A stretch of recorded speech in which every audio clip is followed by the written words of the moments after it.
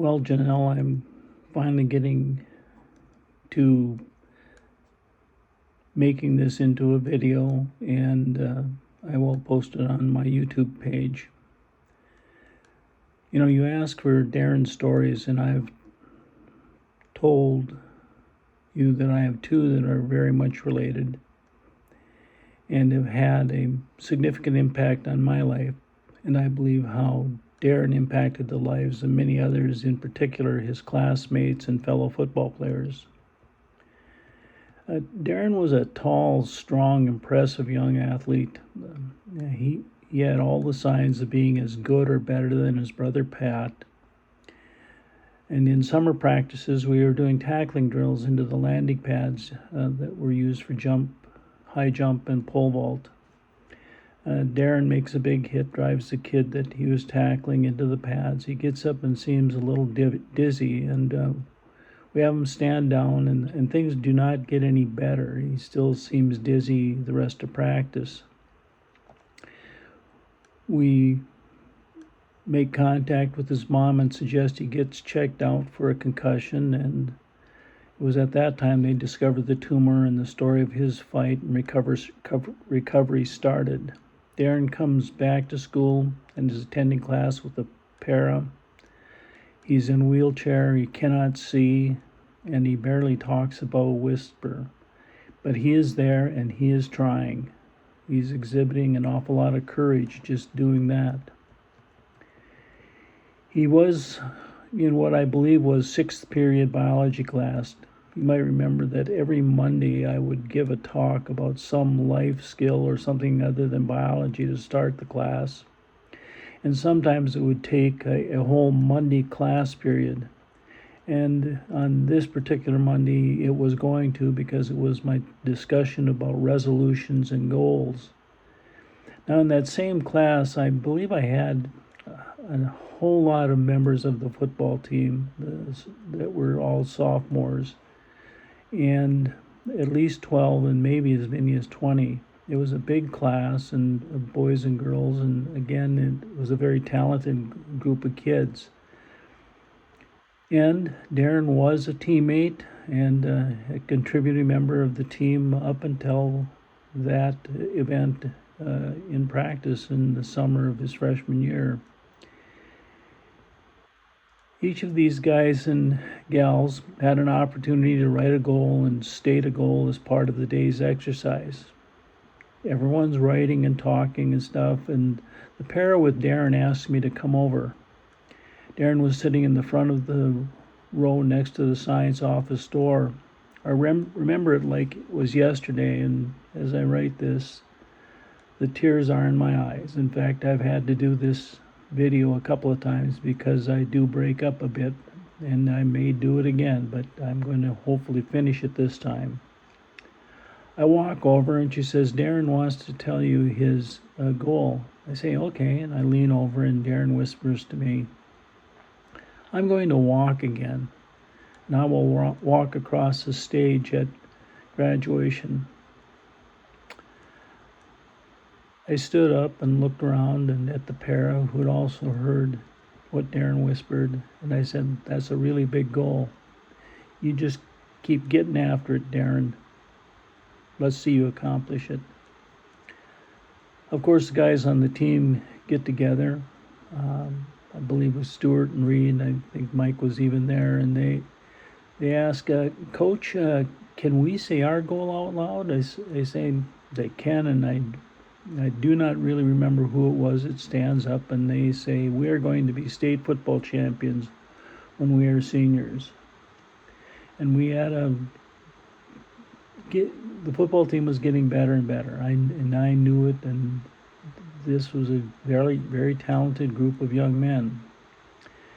And I say, that is a great goal. Class ends, and I grab these guys as they're walking out, and I tell them, you guys go down to the hospital and watch Darrin do his therapy. He does it every day. And then you come and talk to me. Now, I'm not exactly sure how many of them went down and watched him. I had seen Darrin because I'd gone down to visit my wife, and when I went through door that went by the therapy room, there was Darrin working on pushing himself up on a parallel bar and then trying to sit down on a great big round ball. And he was just sweating and really, really working very hard.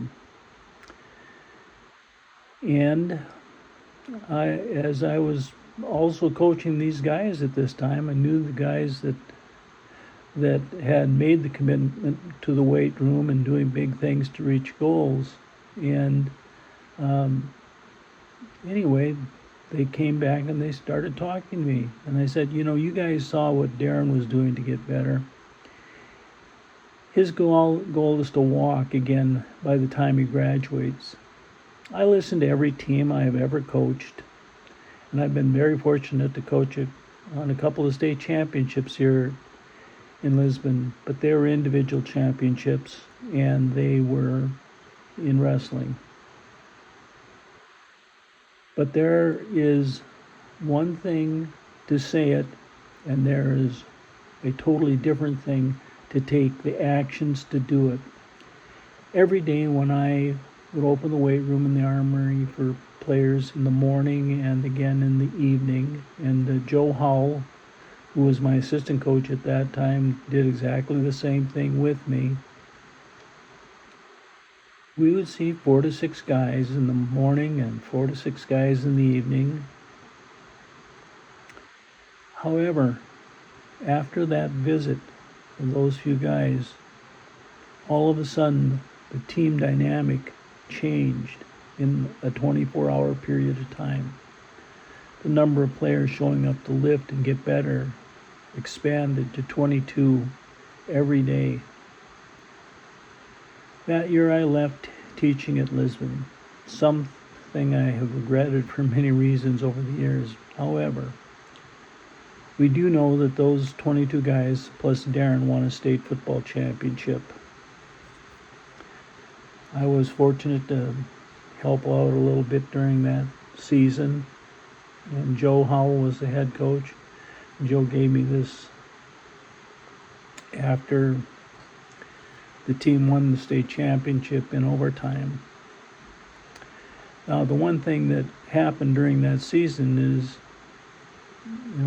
and this is after I told Joe when he got the job, when I had resigned my teaching and coaching position in Lisbon, is that if he didn't win it when these guys were seniors, which is a 1992 season, I was going to get after him big time. Joe was a great coach and a great friend. And as I told you, we would like those kids to reach that championship, but I also knew that they needed something else. I truly believe Darrin was the example that spurred these guys on to that championship.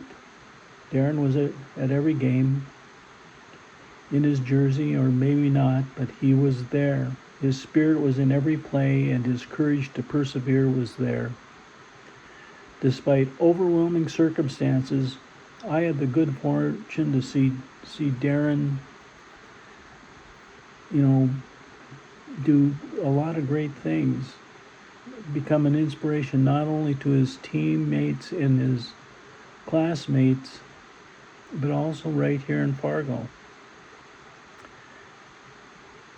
We both reconnected at Prairie Heights Church once I had moved back into Fargo, and we would visit over coffee.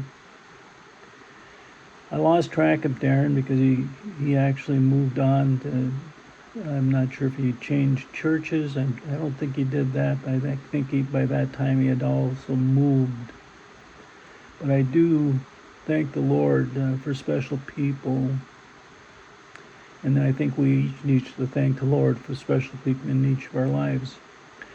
Darrin impacted my life like few others, and now I thank the Lord that I had a chance to know him and have him inspire me. And now I know that he's with the Lord. He's completely healed, smiling and happy, being a bit of a jokester. and understanding that he had a life where he really impacted a lot of people. There you have my story about Darrin, maybe a couple of them. Janelle, thank you for encouraging me to tell the story. God bless you and your family. And for each of you that are now watching this, today go out and help somebody out. Help someone that's never going to ever be able to pay you back. And in making their day and their life that much better by what you do for them, you have made your day and your life that much better. And you've made this world a whole lot better place because you cared enough to help someone else. I know that's how Darrin lived his life. And thank you guys and gals, actually, for all being part of my life and giving me the opportunity to be part of your life through my teaching and coaching in Lisbon. Have a good one, everyone.